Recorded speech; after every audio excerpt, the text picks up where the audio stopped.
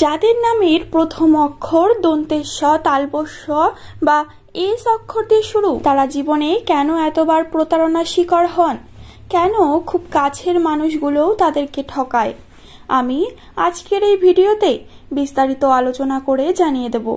আপনি যদি একজন এস নামের জাতক কিংবা জাতিকা হন, একটি কথা অতি অবশ্যই আমার সঙ্গে আপনি একমত হবেন যে সারা জীবনে বহু মানুষ আপনার সঙ্গে প্রতারণা করেছে। বিভিন্নভাবে সেই মানুষগুলি আপনার জীবনে বহু সমস্যার সৃষ্টি করেছে। আপনি তাদের জন্য বহু সমস্যায় পড়েছেন, কষ্ট পেয়েছেন।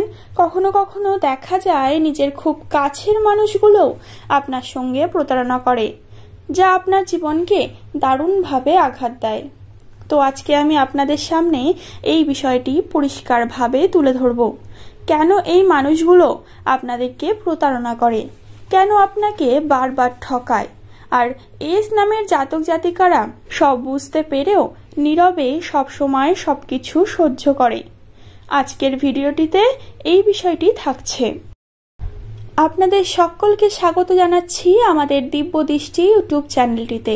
যারা প্রথমবারের জন্য আমাদের এই চ্যানেলটির ভিডিও দেখছেন, তাদেরকে অনুরোধ রইল সম্পূর্ণ ভিডিওটি দেখুন এবং ভালো লাগলে একটি লাইক এবং সাবস্ক্রাইব করে দিয়ে পাশে থাকুন। আপনাদের ভালোবাসা আমাদের চ্যানেলের জন্য একান্ত কাম্য। আপনাদের কাছে প্রথমেই একটি অনুরোধ রইল, আপনি যদি এস নামের জাতক কিংবা জাতিকা হন, তাহলে আমাদের এই কমেন্ট বক্সে আপনি নিজেদের নামটি বা আপনার মতামত জানাতে ভুলবেন না। এস নামের জাতক জাতিকারা জন্মগতভাবেই খুবই সৎ প্রকৃতির হয়ে থাকে। এরা কষ্ট সহিষ্ণু, পরিশ্রমী এবং জীবনের প্রত্যেকটি বাধা অতিক্রম করার জন্য এরা বিভিন্নভাবে নিজের জীবনকে অতিবাহিত করে। সেক্ষেত্রে যদি জীবনে কষ্টও আসে, সেই কষ্টকেও এরা কিন্তু এক নিমেষের মধ্যেই মেনে নেয়। তবে দেখা যায় এস নামের জাতক জাতিকাদের একটি বড় অংশই বিভিন্ন মানুষের দ্বারা প্রতারিত হয়েছেন বা ভুগছেন। তার একটি মূল কারণ হলো এস নামের জাতক জাতিকারা অত্যন্তই সৎ প্রকৃতির, আর সৎ প্রকৃতির হওয়ার জন্য পৃথিবীর বেশিরভাগ অসৎ মানুষই তাদেরকে ঠকিয়ে থাকেন। আর সেই কারণেই এস নামের জাতক জাতিকারা ঠকেও সমস্ত কিছু মেনে নেন, কারণ এরা অত্যন্তই সহিষ্ণু এবং উদার প্রকৃতির মানুষ। কখনো দেখা যায় অন্যের স্বার্থের জন্য নিজের স্বার্থের বা নিজের ক্ষতি পর্যন্ত স্বীকার করে নেয় এস নামের জাতক জাতিকারা। তবে শাস্ত্রমতে বলা হয়েছে যে যারা ভালো মানুষ তাদের সারা জীবনই কষ্ট ভোগ করতে হয়, ঈশ্বরের কাছে পরীক্ষা দিতে হয়। তাই এস নামের মানুষেরা প্রকৃতপক্ষে সৎ প্রকৃতির হলেও তারা সারা জীবন ধরে ঈশ্বরের কাছে পরীক্ষা দিয়ে যাচ্ছেন। তাই তাদের জীবনে বহু কষ্ট তারা মুখ বুজে সহ্য করে নেন। তাই এই সহ্য করে নেওয়ার ফলেও তাদের জীবনে বহু সমস্যা আছে, তবুও তারা কখনো কাউকে ঠকায় না, কখনো কাউকে কষ্ট দেয় না। এই সমস্ত কষ্ট তারা মুখ বুজে সহ্য করে নেয়। জীবনের সুখ শান্তি অনেক কিছু বিসর্জন দিয়েও অপরের বা নিজের পরিবারের মানুষ যেন সুখ শান্তিতে থাকে, এরা কিন্তু সেই বিষয়টি বজায় রাখে।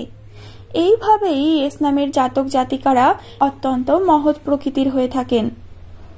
আমাদের মধ্যে অনেকেই রয়েছেন যারা বলবেন যে এস নামের জাতক জাতিকাদের সঙ্গে কিছু কিছু কথা হয়তো মিলছে না। তবে আপনাদের উদ্দেশ্যে জানিয়ে রাখি, এস নামের সকল জাতক জাতিকাদের যে স্বভাব একই রকম হবে তাই নয়। তবে 90 থেকে 95% এস নামের জাতক জাতিকাদের স্বভাব কিন্তু এই রকম প্রকৃতি হয়ে থাকে। তবে এনারা কিন্তু অনেক সময় অন্যের দ্বারা ঠকে যান। তবে মনে রাখবেন, সৎ ব্যক্তিরা যতই অন্যের দ্বারা ঠকে যান না কেন, তবুও কিন্তু নিজেরা জীবনে সুযোগ সুবিধা পেয়ে থাকেন, নিজের জীবনে অনেক উন্নতি লাভ করতে পারেন। তাই এনারা কিন্তু জীবনে একটা টাইমে গিয়ে এত বেশি সফলতা লাভ করেন যে কোনো সমস্যাই তাদের হয় না।